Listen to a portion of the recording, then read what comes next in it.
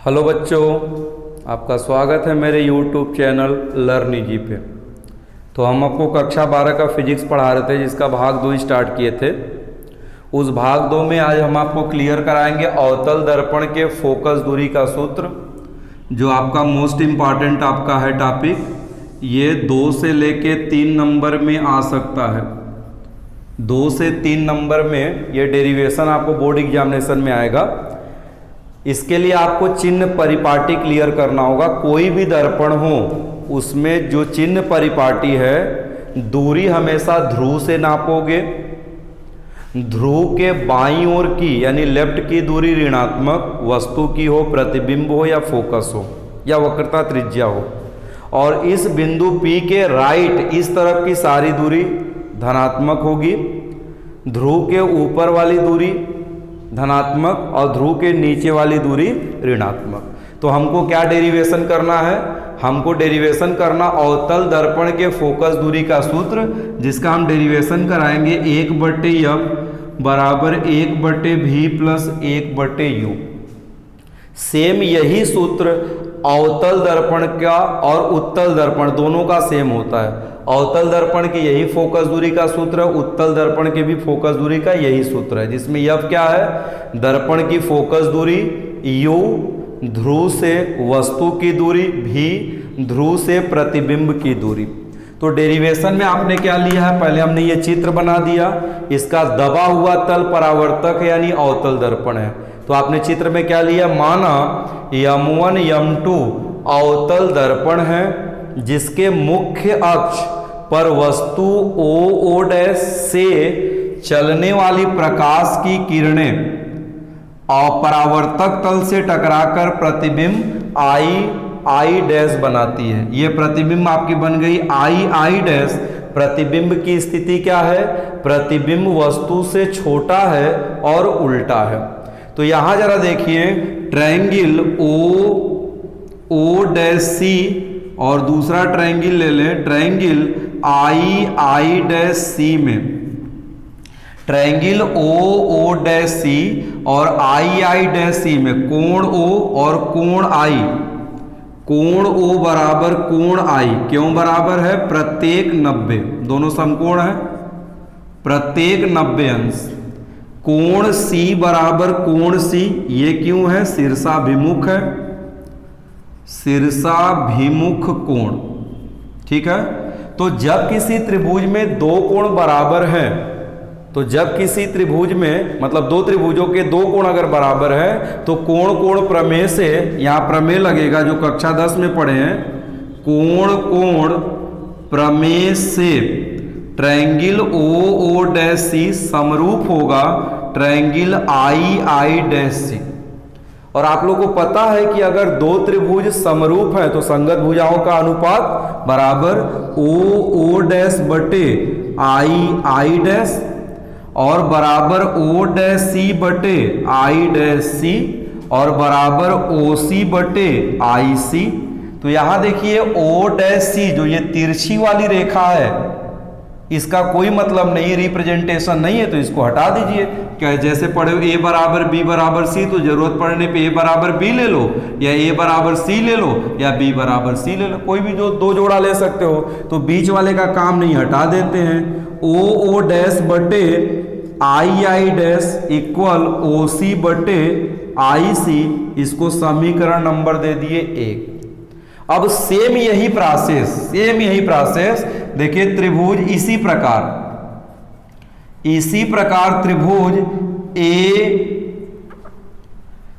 त्रिभुज आपका ANF और दूसरा त्रिभुज कौन सा है? त्रिभुज I''IF समरूप होंगे। सेम यही कंडीशन, समरूप होंगे। जिस मैटर से ट्रायंगल OO'C और ट्रायंगल I''C समरूप है, सेम उसी कोण कोण प्रमेय से, क्योंकि देखिए कोण N कोण I के बराबर 90 और कोण F शीर्षाभिमुख, तो उसको डिटेल करने की क्या जरूरत है? डायरेक्ट लिख सकते हैं। त्रिभुज ANF और त्रिभुज I''IF समरूप होंगे।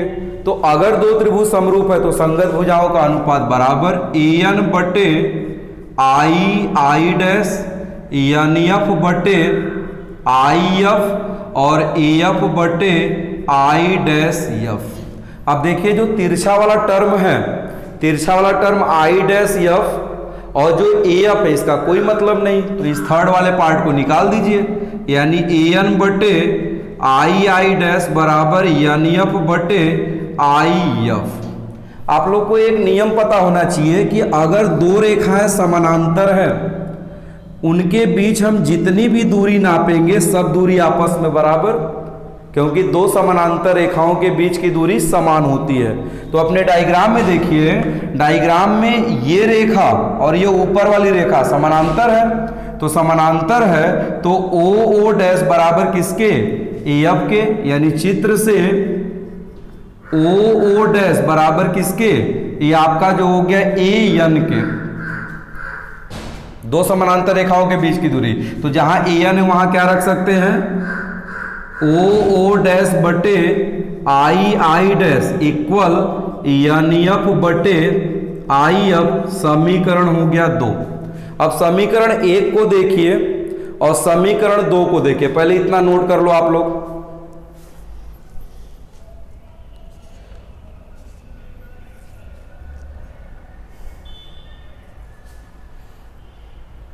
अब देखिए समीकरण 1 को देखो और समीकरण 2 के, दोनों में ओ डैश मतलब ओ डैश बटे आई डैश, ओ डैश बटे आई डैश दोनों बराबर है, तो लेफ्ट बराबर है तो राइट भी क्या होगा, बराबर होगा।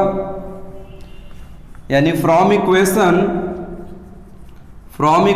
फर्स्ट एंड इक्वेशन सेकंड, अब यहां से हो जाएगा ओ सी बटे आई सी बराबर एन एफ बटे आई एफ। क्लियर होना चाहिए कि जो भी दूरी हम नापेंगे ध्रुव से नापेंगे। रियल में जो होता है बिंदु एन बिंदु पी के अति समीप है, लेकिन अगर इसको अति समीप डायग्राम में बना देंगे तो डायग्राम क्लियर नहीं होगा। तो ये डायग्राम बनाने के लिए एन और एफ में दूरी दिखाते हैं, लेकिन रियल में एन और एफ एक ही बिंदु पर बनता है। यानी आपका जो है बिंदु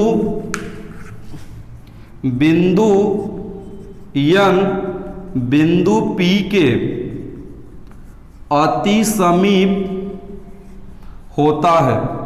अगर अति समीप है तो हम एन एफ लिखें या उसी को पी एफ लिखें, मान में कोई परिवर्तन नहीं होगा। तब कितना आ जाएगा, ओ सी बटे आई सी, एन एफ का मान पी एफ बटे आई एफ। समीकरण ये हो गया आपका 3। अब ध्यान दीजिएगा, अपने रिप्रेजेंटेशन को देखिए। अपने जो डायग्राम का रिप्रेजेंटेशन है, क्या ओसी पता है, नहीं पता, लेकिन ओपी पता है ना, तो ओसी को क्या लिखोगे, चित्र से देखिए, ओपी में से हम सीपी को घटा दें, ओपी माइनस सीपी, जो ओसी है उसको हम लिखेंगे ओपी माइनस सीपी बटे, चलिए आईसी, आईसी का भी मान नहीं पता, वक्रता केंद्र से आई की दूरी नहीं पता, तो इसको लिखेंगे CP minus P I equal, चलिए पीएफ, पीएफ का मान दिया फोकस दूरी। नीचे चलिए आईएफ, आईएफ का मान नहीं दिया तो आईएफ को लिखोगे आईपी माइनस आपका पीएफ, आईपी माइनस हो जाएगा पीएफ, इसको हम नंबर दे देते हैं 4। अब अपने चित्र को देखिए, जो भी दूरी नापनी है ध्रुव से, तो ओपी क्या है, ओपी वस्तु से ध्रुव की दूरी बाईं ओर है तो माइनस यू, ठीक है। सीपी क्या है, सीपी ध्रुव से वक्रता केंद्र की दूरी, वक्रता त्रिज्या माइनस आर बाईं ओर है, ठीक है। पी आई क्या है, पी आई जो है ध्रुव से प्रतिबिंब की दूरी बाईं ओर है तो माइनस भी। पी एफ क्या है, फोकस दूरी बाईं ओर है तो माइनस एफ। यानी जो समीकरण 4 है उसमें ओपी का मान, सीपी का मान, पी आई का मान और यहां से आपका जो हो गया पीएफ का मान हम रख देंगे। तो समीकरण 4 में रखिए, तो समीकरण 4 से ओपी का मान बोलिए माइनस यू, सीपी का मान माइनस आर बटे सीपी का मान माइनस आर, पीआई का मान माइनस भी माइनस एफ बटे आईपी का मान, आईपी या PI minus B minus F. अब और हल करिए तो minus U minus minus plus minus R minus minus plus equal minus F बटे माइनस भी प्लस। आपको निकालना क्या है, फोकस दूरी। तो फोकस दूरी निकालना तो आप लोग सूत्र पढ़े हैं, चूंकि F बराबर R/2 तो R बराबर 2F, यानी फोकस दूरी वक्रता त्रिज्या की आधी, तो आप रख दीजिए, यानी -u प्लस R का मान 2F, नीचे -2F प्लस हो जाएगा v इक्वल -F बटे -v प्लस F। यहां तक नोट करें। अब इसको देखिए सॉल्व करें, क्रॉस मल्टीप्लिकेशन, मतलब इसका गुणा इसमें कर दीजिए, इसका गुणा इसमें, यानी -u प्लस 2F का गुणा हो जाएगा -v प्लस F में इक्वल -F का गुणा हो जाएगा -2F प्लस ये आपका v में। समझ जाइएगा इसको। अब इसको हम ब्रेक करें, -u का -v में तो प्लस u भी -uf माइनस हो जाएगा आपको 2F भी और प्लस 2F स्क्वायर। राइट में चलिए, ये हो गया आपको प्लस 2F स्क्वायर माइनस हो जाएगा F भी। अब देखिए 2F स्क्वायर लेफ्ट में है, 2F स्क्वायर राइट में, चिन्ह दोनों का समान है तो कट गया। अब क्या बचा, u भी माइनस uf माइनस 2F भी इक्वल -F भी। अब u भी को हम रहने देते हैं, बाकी को पक्षांतर कर दीजिए, -F भी प्लस 2F भी प्लस uf, तो u भी इक्वल, ये दोनों घटेगा तो f भी प्लस uf। अब इसको आसान करने के लिए दोनों पक्षों में u भी f से भाग देने पर, अब भाग दे दीजिए,